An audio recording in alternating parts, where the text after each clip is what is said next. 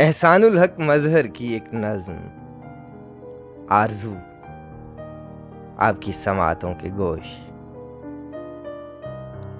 बारिशों के मौसम में ख्वाहिशें उभरती हैं, हाथ लम्से जाना को रात भर तरसते हैं।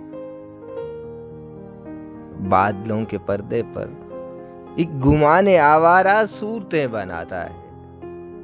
खामोशी के आलम में बोलती निगाहों का झमघटा सा लगता है। चांद मुस्कुराता है, फूल खिलखिलाते हैं, रात बीत जाती है, ख्वाब टूट जाते हैं।